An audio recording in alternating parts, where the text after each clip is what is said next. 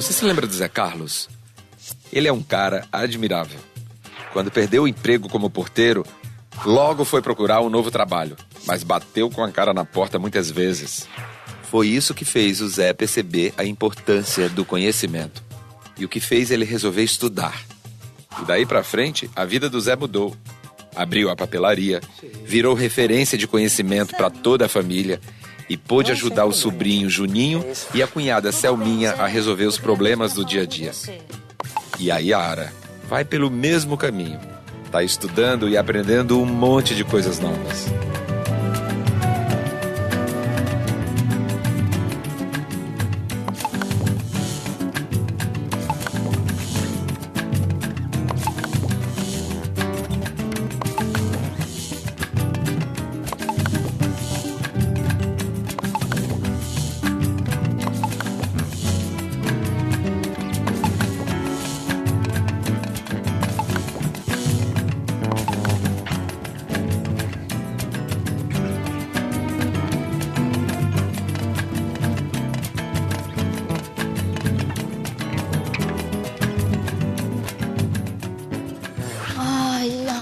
Ai, Selminha, como você demorou? Ai, desculpe, Yara, que teve um acidente horrível na estrada. O ônibus atrasou, foi aquele empurra-empurra. Você já viu, né, como são as coisas, né? Mas cheguei, que bom. E o endereço, cadê? Ai, tá aqui.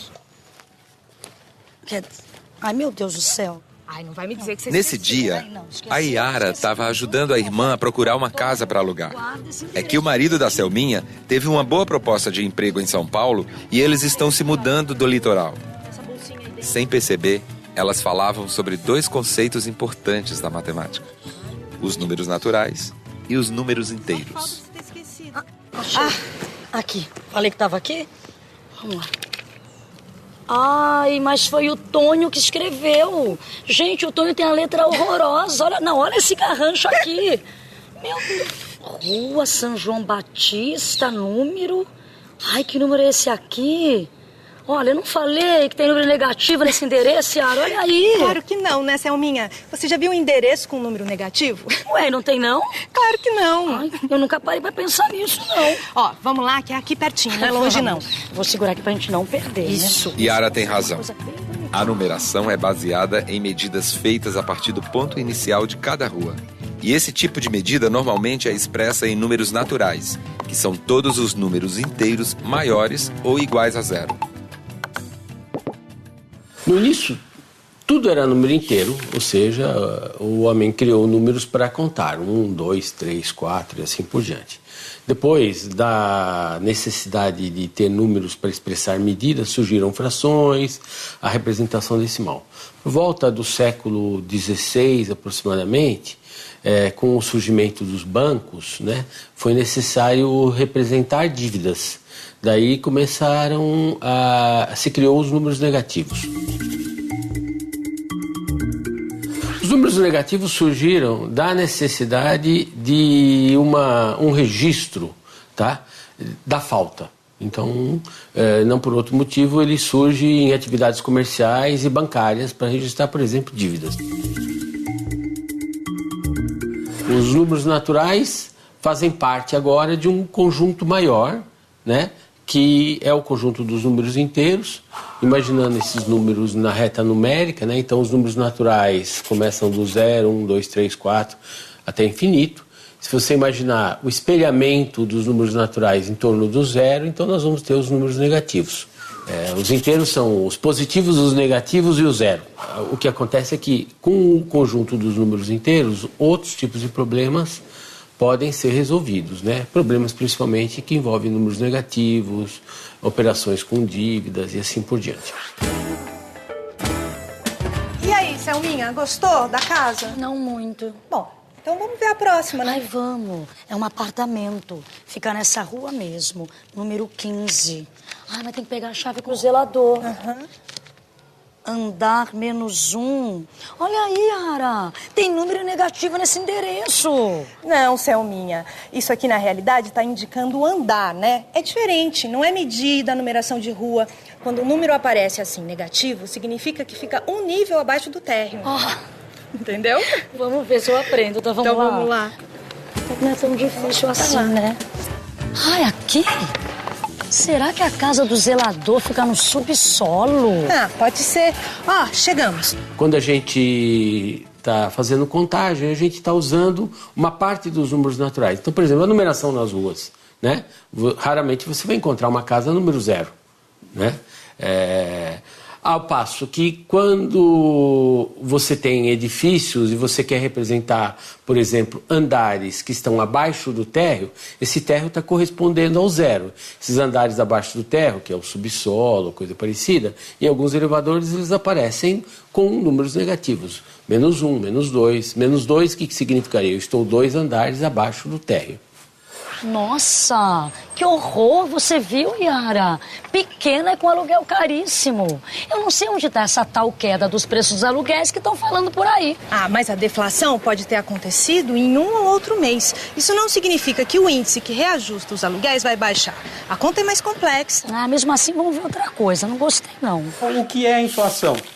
É o quanto os produtos ou serviços variaram de preço num determinado mês, porque normalmente a inflação é calculada por mês. Agora, se é a variação de preço, essa variação pode ser positiva, como pode ser negativa. Então, se na média desses produtos, de um mês para o outro, ao invés do preço subir, o preço diminuiu, então nós vamos ter um percentual negativo. Então, isto é deflação. Por outro lado, quando os preços sobem, então vai dar um percentual positivo do índice que é apurado. Nesse caso, nós temos aquilo que se chama de inflação. Você acerta um valor de um aluguel. Então, esse inquilino vai pagar um aluguel todo mês. Quando que esse aluguel vai subir? Por lei, hoje, esse reajuste só pode ser feito uma vez por ano. No primeiro mês, vamos pegar o seu, deu menos 3%. Um exemplo. Não significa que o aluguel no mês seguinte vai diminuir 3%, porque eu tenho que ver toda a variação durante o ano todo. Aí se no outro mês deu positivo 2%, no outro mês deu positivo mais 2% e assim sucessivamente, vai chegar no final do ano, se na média o índice foi positivo e não negativo, ou seja, as coisas subiram na média durante o período de um ano, então o aluguel vai subir e não vai diminuir. Ele só diminuiria se no curso de um ano a apuração de todos os índices mensais somados dessem negativo. No caso da deflação, o número negativo é uma vantagem. Quer dizer que você vai pagar um aluguel mais barato, porque o índice de reajuste é negativo, né? Agora, tem casos em que o número negativo é ruim. Quando aparece no extrato do banco, por exemplo, significa que você zerou o saldo e ainda está devendo alguma coisa. Ai, Selminha, o pior é que nos últimos 2 meses, o saldo da papelaria tem estado negativo várias vezes. Ai, nem me fala, Yara. Eu também tenho que fazer um controle super rígido das contas, porque o saldo lá em casa anda mais no vermelho do que no azul. Para o contador, para a gente estar no vermelho, significa que quando a gente fala vermelho, é que se fala em relação à conta bancária. Né? A conta bancária está no vermelho, significa que está com saldo negativo. Né? E para as pessoas... estar no vermelho significa que a sua conta bancária está negativa. Gastamos além daquilo que nós recebemos. Se nós partirmos de um saldo de conta, digamos que a minha conta pessoal da Célia está com saldo 0. Se eu emito um cheque e esse cheque vai cair na minha conta de R$100, isso significa que a minha conta vai ficar negativa em R$100. Mas se eu fizer o contrário, eu tiver um valor a receber de R$100, então, 0 mais 100 significa que eu vou ficar com uma conta corrente positiva em R$100. Na contabilidade, negativo é débito e positivo é crédito. O pior não é o saldo estar negativo, o problema é o quanto está negativo. Olha, desde que o banco deu um limite de crédito para a papelaria, o Zé acha que tanto faz se está negativo R$10 ou R$200. Ele não percebe que é muito mais fácil zerar um saldo negativo de R$10 do que um de 200. Olha, Yara, eu vou confessar uma coisa pra você, mas só porque você é minha irmã. Eu não sei fazer direito essa conta de saldo negativo, sabe? Sempre me dá um nó na cabeça. Calma, Selminha, calma. Olha, tem uma técnica que é muito boa. Imagina uma reta, marca um ponto que é o zero, que nem uma régua, sabe? Daí fica fácil visualizar onde está um número positivo e um número negativo. E qual que é a distância entre eles. Ai, gente, só isso? Não falei que a Yara tá super esperta? Desde que ela começou o curso de administração, aprendeu muita coisa. E ela sabe que confusões com números negativos são bem comuns. Por isso, às vezes é bom recorrer a essa técnica que a Yara explicou. Dá até para fazer uma régua de papelão que ajuda a entender os números negativos e positivos direitinho. E é uma mão na roda.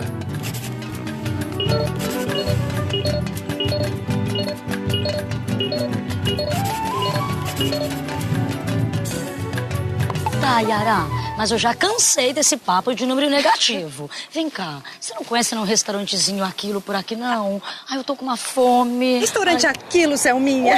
O que que tem? Vai querer me dizer agora que até no restaurante Aquilo tem número negativo? Ah, não, eu tô com muita fome.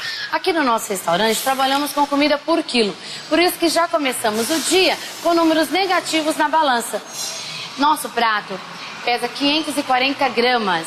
É este valor que fica negativo na nossa balança. Mas ao cliente se servir, vir pesar o prato dele, esse valor já fica positivo. Mas ele está ciente que eles não estão pagando o prato, e sim apenas a comida que ele está se servindo. Ah, Selminha, por que a gente não vai almoçar lá na minha casa? Assim a gente aproveita e dá uma olhadinha nas casinhas lá por perto. Eu tenho uma amiga corretora, inclusive, que já separou umas casas pra gente ver. E outra, o Zé tá lá, assim a gente aproveita e almoça com ele. Vamos? Ai, vamos sim, você tem razão. Lá perto talvez seja mais fácil de achar uma casinha. Quem sabe eu encontro o aluguel com valor negativo. Não, seria perfeito, né? Ao invés de pagar, eu recebo dinheiro pra morar na casa. E depois, eu ainda fico mais perto da minha maninha.